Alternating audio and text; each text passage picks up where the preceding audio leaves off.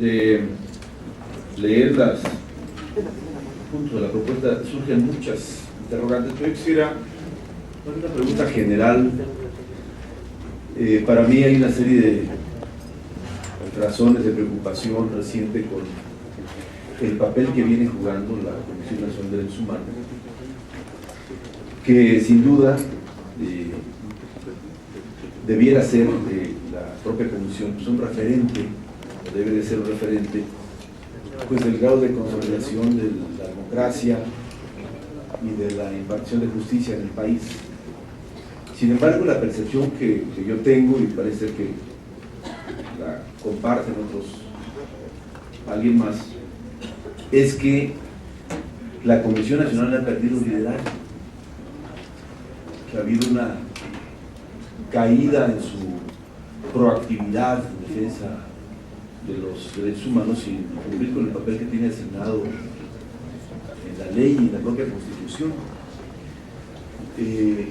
Hay dificultades para emitir recomendaciones porque oficinas de las dependencias de gobierno de jerarquía menor simplemente responden que no quieren entregar información, y a lo largo de estos años se conocen muy pocas recomendaciones de la misma y solamente se quedan en ese nivel. ¿Qué hacer? ¿Qué requiere la Comisión Nacional de Derechos Humanos para cumplir cabalmente, primero con una expectativa que tiene la sociedad del papel de la Comisión, y segundo con las tareas que tiene asignadas en la ley, en la propia Constitución, insisto? Hay también otras cosas que me gustaría preguntarle, Emilio. ¿Considera usted que el mecanismo de las recomendaciones que emite la Comisión Nacional es adecuado para garantizar la vigencia de las garantías constitucionales? ¿Qué facultades habría que ampliarle a la Comisión Nacional, tanto en la Constitución como en la ley, desde su punto de vista, para poder cumplir cabalmente con esta tarea? Nos llama la atención también, me llama la atención a mí en particular, el veto que emite hacia usted el vocero de la jerarquía católica. ¿Qué hay en esta postura de los altos mandos de la Iglesia Católica con respecto a su desempeño?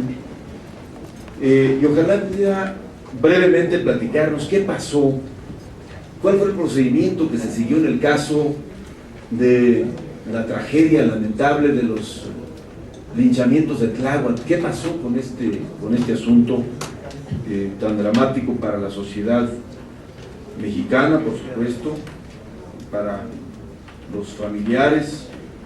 Y en fin, tengo muchas preguntas, pero sería suficiente, maestro Emilio Álvarez y Casa, conocer su punto de vista con respecto a esta situación, porque además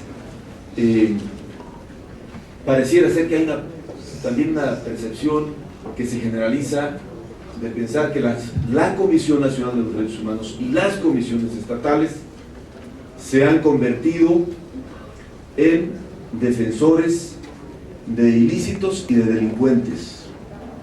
Se escucha hablar a representantes del gobierno, procuradores, que dicen: es que apenas está uno actuando y ya vienen los de los derechos humanos. Es que eso de los derechos humanos no nos dejan trabajar, no nos dejan cumplir con nuestra responsabilidad. ¿Hacia dónde hay que encaminar y qué reformas habría que hacer para que la Comisión Nacional, en este caso, logre la credibilidad, el liderazgo? Y a propósito de esto, que dice que hay que hacer una serie de reformas, cambiar el paradigma de los derechos humanos, ¿qué quiere decir con eso? Y muchas gracias por su respuesta.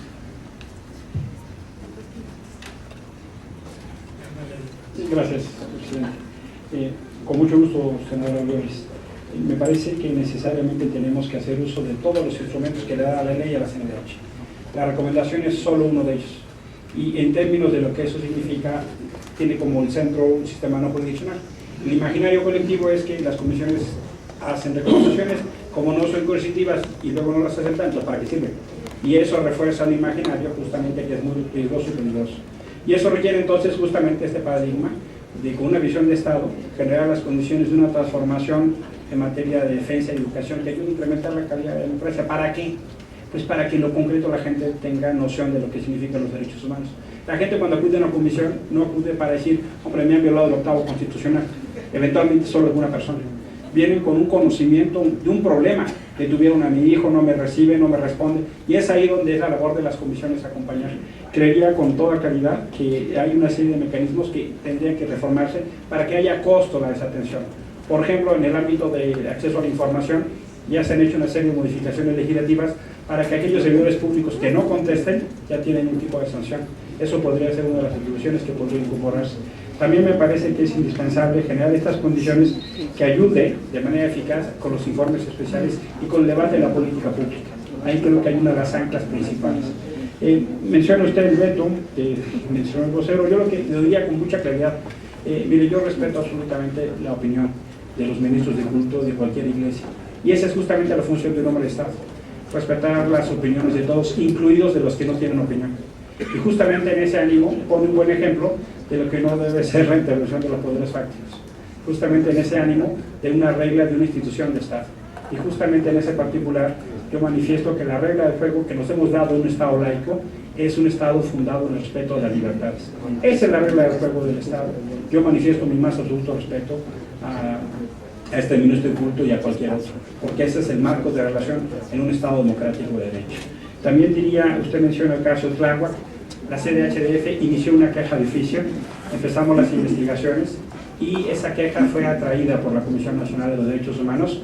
Tengo entendido que hasta la fecha no ha terminado la investigación. Desconozco cuál es el estado jurídico. Nosotros iniciamos la investigación y se nos atrajo la investigación, no sé cuál haya sido su terminación.